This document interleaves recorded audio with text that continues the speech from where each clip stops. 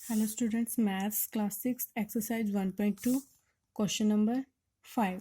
Statement given है, find the difference between the greatest and the least number that can be written using the digits 6, 2, 7, 4, 3 each only once. क्या निकालना? Difference निकालना है between the greatest and the least, यानी कि greatest number के बीच में और least नंबर के बीच में डिफरेंस निकालना है. That can be written using the digits, जो ग्रेटेस्ट नंबर है और जो स्मॉलेस्ट नंबर है उनको कैसे लिखना है हमने, किसको यूज़ करके, using the digits, in digits को यूज़ करके लिखना है. और कौन से डिजिट? 6, 2, 7, 4 एंड 3 डिजिट को यूज़ करके हमने एक तो ग्रेटेस्ट नंबर लिखना है, ग्रेटेस्ट नंबर, और लिस्ट नंबर यानी कि स्मॉलेस्ट नंबर लिखना है इन 5 डिजिट को यूज़ करके. और ईच ओनली वंस, और एक digit only once time, only एक बार ही यूज़ होना चाहिए, यानी कि 5 डिजिट को यूज़ करके इन पांचों को सबसे पहले हम लिखेंगे greatest digit, sorry greatest number. Digit तो हमें गिवन है 5, हम लिखेंगे greatest number. Greatest number, greatest number क्या हो गया? ग्रेटेस्ट नंबर लिखना है इन 5 डिजिट को यूज़ करके, तो इसके लिए हम सबसे पहले सबसे बड़ा जो डिजिट है इसके अंदर वो यूज़ करेंगे, क्योंकि हमने ग्रेटेस्ट नंबर लिखना है. फिर उसके बाद उससे छोटा, फिर उससे छोटा, उससे छोटा, डिक्रीजिंग ऑर्डर में हम डिजिट यहाँ पे लेंगे. सबसे पहले हम ग्रेटेस्ट के लिए सबसे बड़ा लेंगे. सबसे बड़ा डिजिट इन पांचों डिजिट में कौन सा है? 7. तो 7, 7 के बाद कौन सा डिजिट आएगा? 6.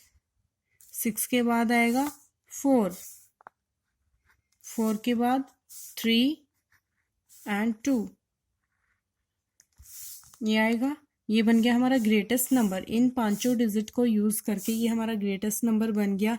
इन डिजिट के को यूज़ करके इससे बड़ा कोई और नंबर नहीं बन सकता. ये होगा इन पांचों डिजिट को यूज़ करके सबसे ग्रेटेस्ट नंबर. अब हम लिखेंगे smallest number. Smallest number, smallest number लिखने के लिए सबसे पहले हम लिखेंगे सबसे छोटा नंबर यानी कि 2, फिर उससे बड़ा 3, 4, उससे बड़ा 6 एंड लास्ट में सबसे बड़ा डिजिट जाएगा 7. स्मॉलेस्ट डिजिट लिखना हो तो उसका उल्टा होता है, सबसे पहले छोटा लिखेंगे, फिर उससे बड़ा, फिर उससे बड़ा, फिर उससे बड़ा. अब हमने निकालना है difference between the greatest and list. Greatest भी लिख लिया हमने, लिस्ट भी लिख लिया. इनका हमने क्या निकालना है? डिफरेंस. इनके बीच में हमने डिफरेंस फाइंड आउट करना है, तो हम क्या लिखेंगे? डिफरेंस. डिफरेंस जो कि हमने निकालना है, यानी कि माइनस करेंगे इसे, ग्रेटेस्ट वाली वैल्यू में से स्मॉलेस्ट वाली वैल्यू को माइनस करेंगे. 2 में से 7 माइनस नहीं होगा, यहाँ से बोरो लेंगे तो यहाँ पे बन गया 12. 12 में से 7 गया, 12 माइनस 7 5, 12 माइनस 7 5, तो यहाँ पे हमारा 2 बच गया. 3 की जगह हमारा 2 बच गया. 2 में से 6 माइनस नहीं होता, यहाँ से बोरो लेंगे तो यहाँ पे क्या बचेगा? 3 बच जाएगा. और यहाँ पे क्या बन गया? 12 बन गया. 12 माइनस 6 6, यहाँ पे 3 बच गया था. 3 में से 4 माइनस नहीं होता, यहाँ से फिर हम बोरो लेंगे, 13 बन जाएगा. और यहाँ पे बच जाएगा 5. ये 13 बन गया. 13 माइनस 4 9, यहाँ पे 5 बच गया. 5 माइनस 3 2 एंड 7 माइनस 2 5. डिफरेंस कितना आया? ग्रेटेस्ट और लिस्ट नंबर के बीच में डिफरेंस आया हमारा 52,965. तो हम लिखेंगे, नीचे लिखेंगे therefore the difference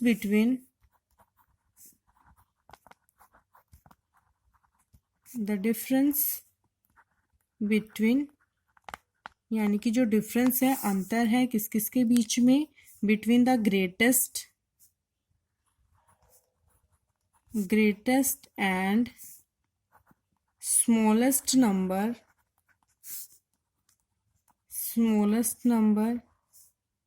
is 52,965. Answer. Now question number 6.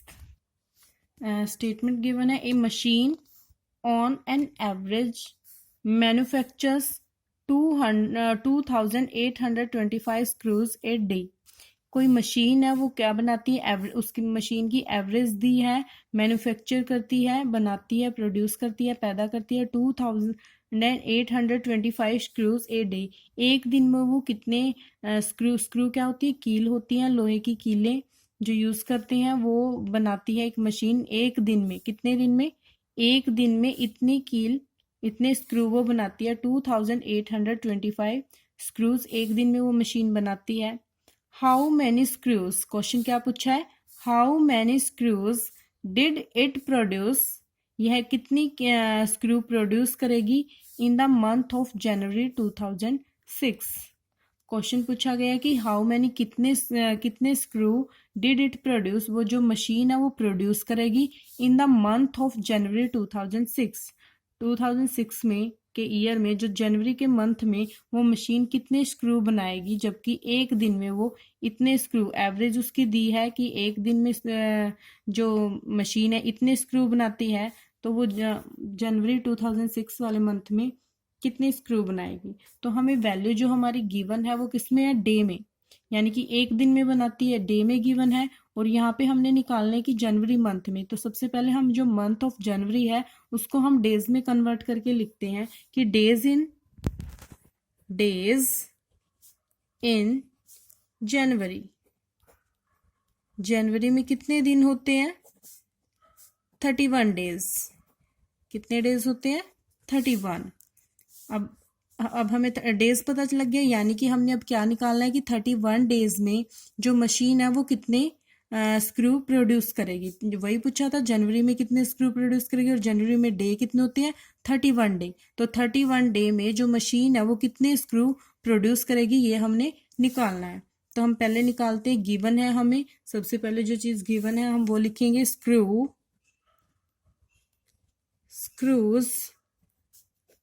produced in one day. Screw produce in one day. One day में कितने स्क्रू प्रोड्यूस किए जा रहे हैं, 2825 स्क्रूज. इतने स्क्रूज प्रोड्यूस किए जा रहे हैं. और निकालना कितना है, 31 डेज में. बताना गया 31 डेज में, यानी कि जनवरी मंथ में 31 डेज है, उनमें बताना है कि कितने स्क्रू प्रोड्यूस किए जाएंगे. तो हम यहाँ पे लिखेंगे screws produced in 31 days. 31 days में बताने हैं, वन डे में स्क्रू प्रोड्यूस किए जा रहे हैं इतने, और बताना है कि 31 डेज में कितने स्क्रू प्रोड्यूस किए जाएंगे. इनको कंपेयर करेंगे हम. जो वैल्यू हमें गिवन है, वन में गिवन है इतनी, और 31 में हमने निकालनी है कि कितने स्क्रू प्रोड्यूस करेंगे 31 डेज में. तो वन में अगर इतने 2825 स्क्रूज प्रोड्यूस हो रहे हैं वन डे में, तो 31 डेज में कितने स्क्रू प्रोड्यूस होंगे, इससे ज़्यादा प्रोड्यूस हो जाएंगे 31 डेज में. तो क्योंकि ज़्यादा दिन है, वन से ज़्यादा दिन है, तो ज़्यादा स्क्रू प्रोड्यूस हो जाएंगे. तो ज़्यादा के लिए हमेशा क्या किया जाता है, मल्टीप्लाई. मल्टीप्लाई किसको करेंगे, किसके साथ, 2825 को मल्टीप्लाई करेंगे 31 के साथ, यानी कि इतने स्क्रू प्रोड्यूस किए जा रहे हैं 31 डेज में. ज़्यादा के लिए हम करते हैं मल्टीप्लाई. तो यहाँ पे मल्टीप्लाई करेंगे 31 के साथ. 1 × 5 5, 1 2 2, 1 8 जा 8, 1 की 2 से मल्टीप्लाई 2. नाउ यहाँ पे क्रॉस लगाएंगे, सेकेंड स्टेप. अब 3 की मल्टीप्लाई इन सारे डिजिट के साथ करेंगे, 1 की सभी डिजिट के साथ कर दी, फर्स्ट डिजिट के नीचे क्रॉस. नाउ 3 की मल्टीप्लाई इन सभी डिजिट के साथ, मल्टीप्लिकेशन कर रहे हैं हम. 3 5 जा 15, 5 यहाँ पे लिखा, 1 वहाँ पे, 3 2 जा 6 और 1 7, 3 8 जा 24, 2 3 2 जा 6 और 2 8. अब हम इनको ऐड करेंगे, 5 और 0 5, 5 + 2 7, 8 + 7 15, 1 यहाँ आ गया, 1 + 2 3, 3 + 4 7 और 8, यानी कि कितने स्क्रू प्रोड्यूस किए हैं 31 डेज में। जो मशीन ने, एक मशीन ने 31 डेज में कितने स्क्रू प्रोड्यूस किए हैं? 87,575 स्क्रू। यहाँ पे लिखेंगे हम therefore screws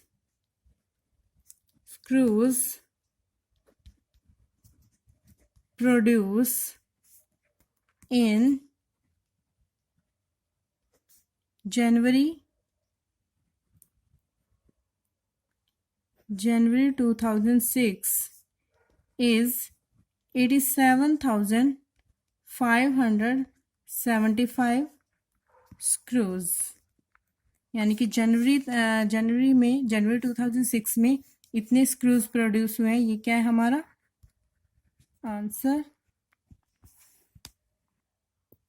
now question number 7 statement A merchant had ₹78,592 with her.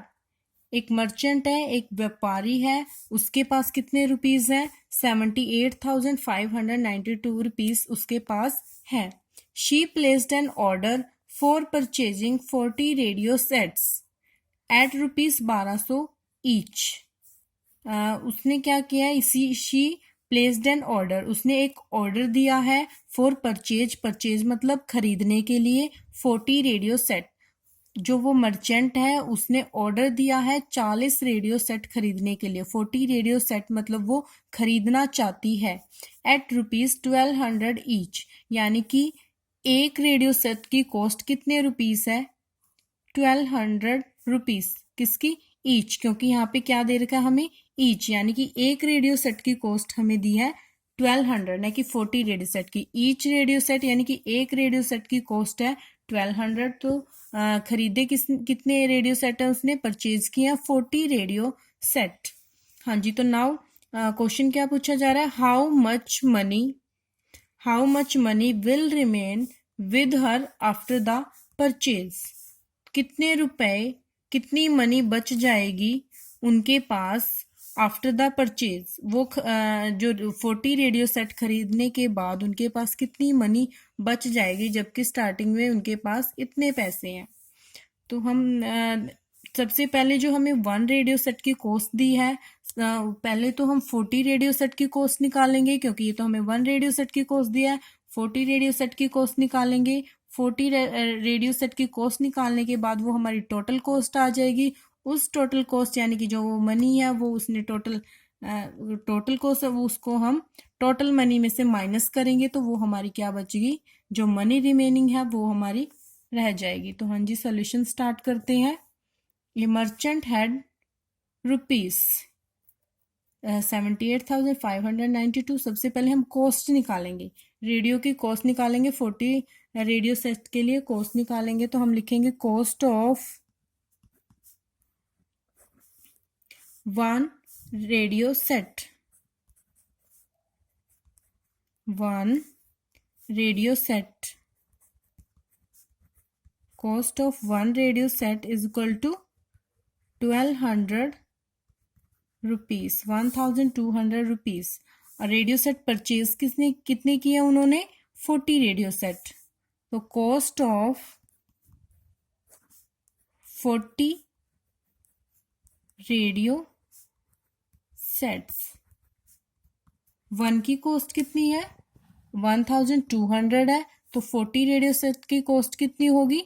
ज़्यादा होगी, क्योंकि यहाँ पे हम कंपेयर करेंगे, इन दोनों पोर्शन को कंपेयर करेंगे, क्योंकि 1 की वैल्यू गिवन है, 40 की निकालनी है। 1 की इतनी है तो 40 की तो ज़्यादा होगी, 1 से ज़्यादा होगी, क्योंकि 1 से बड़ा है 40 तो ज़्यादा होगी। ज़्यादा के लिए हम करते हैं मल्टीप्लाई। 1200 को मल्टीप्लाई करेंगे 40 के साथ, तो कितना आया? 12 4 जा 48, लास्ट में हमारी 3 0। इतने रुपीस क्या आए हमारे? 48,000 रुपीस कॉस्ट आई है 40 रेडियो सेट के लिए। यानी कि जो मर्चेंट है उन्होंने कितने रुपीस स्पेंड किए हैं, कितनी मनी स्पेंड किया है रेडियो खरीदने के लिए? 48,000। तो मनी स्पेंट, जो मनी स्पेंट की है, money spent by merchant is equal to 48,000 rupees. इतनी मनी उसने स्पेंड किया उन्होंने। तो money a merchant had rupees, यानी कि मनी विद मर्चेंट, मर्चेंट के पास मनी कितनी थी, मनी विद, बिल्कुल स्टार्टिंग में मर्चेंट के पास कितने पैसे थे, 78,592 रुपीस उनके पास थे। इतने रुपीस उन्होंने खर्च कर दिए। अब हमने बताना है मनी लेफ्ट या रिमेनिंग मनी क्या निकालनी है, how much money will remain with her. तो रिमेनिंग मनी निकालेंगे हम। रिमेनिंग मनी, जो मनी उनके पास बच गई है वो कैसे निकालेंगे, जो उनके पास स्टार्टिंग में मनी थी वो, और उसमें से जो उन्होंने खर्च कर दी उसे माइनस कर देंगे। उनके पास इतनी मनी थी और 48,000 उन्होंने खर्च कर दिए हैं, तो रिमेनिंग मनी उसमें से इसमें से माइनस कर देंगे तो वो रिमेनिंग मनी रह जाएगी। इधर माइनस करके दिखाते हैं आपको। 78,592 में से 48,000 को माइनस करेंगे, माइनस का साइन डालोगे, 2 में से 0 माइनस किया 2, 9 में से 0 9, 5 में से 0 गया 5, 8 माइनस 8 0, 7 माइनस 4 3। तो यानी कि कितनी मनी मर्चेंट के पास बच गई, 30,592 रुपीस मर्चेंट के पास बच गए हैं खर्च करने के बाद। रेडियो के 40 सेट खरीदने के बाद मर्चेंट के पास 30,592 रुपीस बच गए हैं। तो हम क्या लिखेंगे लास्ट में, money will remain with her after the purchase. तो हम लिखेंगे total money, total money remain with her after the purchase। यहाँ से लिख रहे हैं हम, ये लाइन यहाँ से लिख रहे हैं। हाउ मच हम यहाँ पे नहीं लिखेंगे, क्यों, क्योंकि ये तो हमारा सॉल्यूशन है, हम यहाँ पे क्वेश्चन नहीं अराइज कर रहे। हाउ मच कहाँ होता है, स्टेटमेंट में लिखे जाते हैं ऐसे, हाउ मच, हाउ मैनी। हम यहाँ पे हम हमारा सॉल्यूशन दे रहे हैं, क्वेश्चन नहीं पूछ रहे, इसलिए यहाँ पे वो कट कर देंगे। कैसे लिखेंगे, total money remain with her after the purchase. कितनी मनी रिमेन हुई है, 30,592 रुपीस, इतनी मनी बच गई है। Answer. Now question number 8, a student multiplied 7,236 by 65 instead of multiplying by 56। एक स्टूडेंट क्या करता है, मल्टीप्लाई करता है 7,236 को 65 के साथ मल्टीप्लाई करता है, इंस्टीड ऑफ मल्टीप्लाइंग, इंस्टीड का मतलब की बजाय, ऑफ मल्टीप्लाई बाय 56 यानी कि 56 की से मल्टीप्लाई करने की बजाय वो स्टूडेंट 65 से इस डिजिट की इस नंबर की मल्टीप्लाई कर देता है। 7,236 की मल्टीप्लाई 65 से कर देता है 56 से करने की बजाय। By how much was his answer, तो उसका आंसर क्या, by how much was his answer greater than the correct answer. तो वो क्वेश्चन पूछा गया है कि उसका आंसर कितना ग्रेटर होगा उसके करेक्ट आंसर से, उसके जो आंसर करेक्ट आंसर से कितना ग्रेटर होगा, क्योंकि 56 से मल्टीप्लाई करनी थी और मल्टीप्लाई करता वो 65 से, यानी कि आंसर तो उसका ज़्यादा होएगा। तो और करेक्ट आंसर होगा जो उसने 56 से मल्टीप्लाई करनी थी वो उसका करेक्ट आंसर होगा। तो हमने अब ये बताना है कि 65 से मल्टीप्लाई करने के बाद उसका आंसर कितना ज़्यादा आ जाता है। तो सबसे पहले हम लिखते हैं गिवन नंबर, गिवन नंबर है जो 7236 ये हमारा गिवन नंबर है। तो स्टूडेंट मल्टीप्लाई किसके साथ कर रहा है? 65 के साथ। Multiplied the number by 65। Student किससे मल्टीप्लाई कर रहा है? फर्स्ट ऑफ ऑल नंबर की 65 से मल्टीप्लाई कर रहा है। तो पहले हम नंबर की मल्टीप्लाई करेंगे 65 के साथ। तो हम देखते हैं कि क्या आंसर आता है जब वो 65 के साथ मल्टीप्लाई करता है। 5 की मल्टीप्लाई करेंगे 4 डिजिट के साथ और यहाँ पे लिखेंगे 5 6 जा 30, 5 3 जा 15, 15 प्लस 3 18,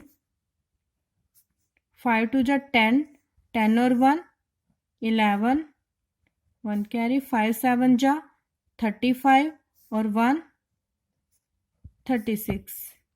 नाउ मल्टीप्लाई करेंगे 6 की, क्रॉस लिखा है यहाँ पे 6 की, इन 4 डिजिट के साथ मल्टीप्लाई करेंगे 6 6 जा 36, यहाँ पे फिर 3, 6 3 जा 18, 18 प्लस 3 21,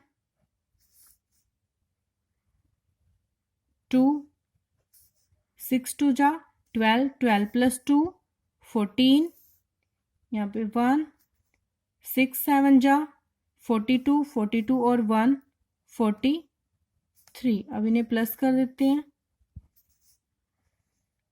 0, 8 प्लस 6 14, 1 1 2 3, 6 प्लस 4 10, 1 3 प्लस 3 6 और 1 7 4।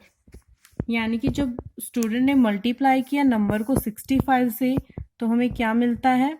आंसर मिलता है 4,70,340 जब वो आंसर मल्टीप्लाई कर रहा है नंबर के 65 के साथ। लेकिन मल्टीप्लाई किससे साथ करनी थी? मल्टीप्लाई करना था उसे 56 के साथ। मल्टीप्लाई द नंबर बाय 56 के साथ मल्टीप्लाई करना था। तो अब हम उसकी मल्टीप्लाई किससे करते हैं? 56 के साथ।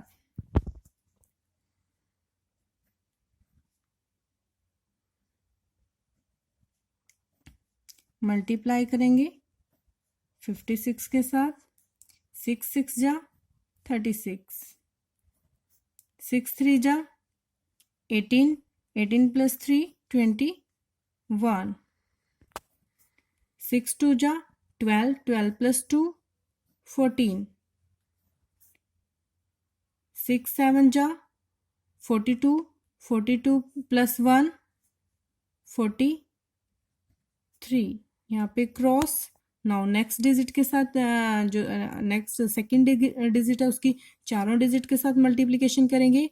5 6 जा 33, 5 3 जा 15, 15 प्लस 3 15 प्लस 3 18,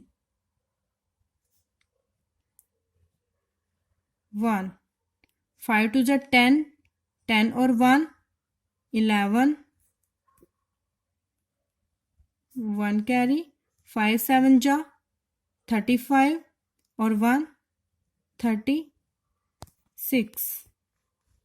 अब इन्हें प्लस करेंगे 6 1 4 प्लस 8 12, 1 3 1 4 और 1 5, 6 प्लस 4 10 और 3 प्लस 1 4। 56 के साथ जब वो मल्टीप्लाई करता है तो आंसर कितना मिलता है? 4,05,216 इतना आंसर मिलता है। लेकिन स्टेटमेंट में वो कह रहा है कि how much was his answer greater than the correct answer. तो डिफरेंस निकालेंगे। ये पूछा गया कि इसका आंसर कितना ज़्यादा होगा, तो हम डिफरेंस निकालेंगे किस किस के बीच में? इन दोनों के बीच में। यानी कि जब वो 65 से मल्टीप्लाई करता है और 56 से मल्टीप्लाई करता है तो आंसर उसका ग्रेटर हो जाता है। तो वो कितना ग्रेटर होता है इसके लिए हम डिफरेंस निकालेंगे बोथ आंसर का। डिफरेंस आएगा।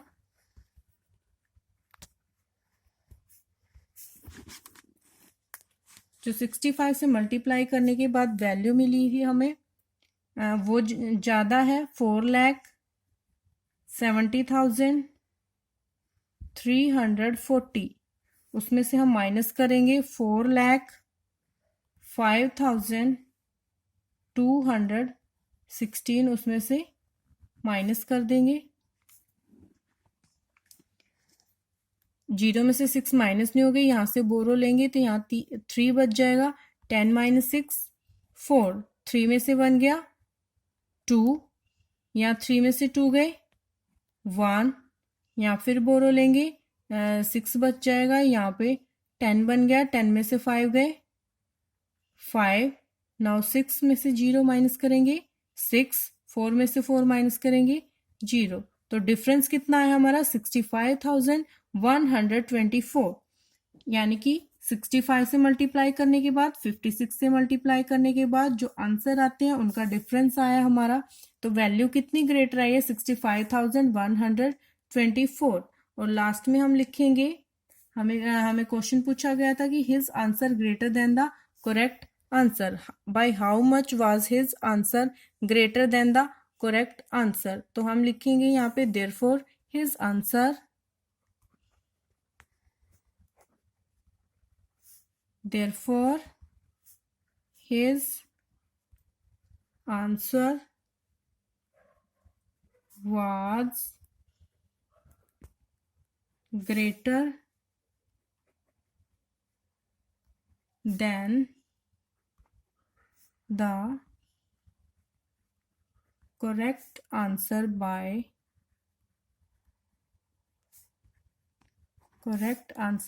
65,124. Thank you.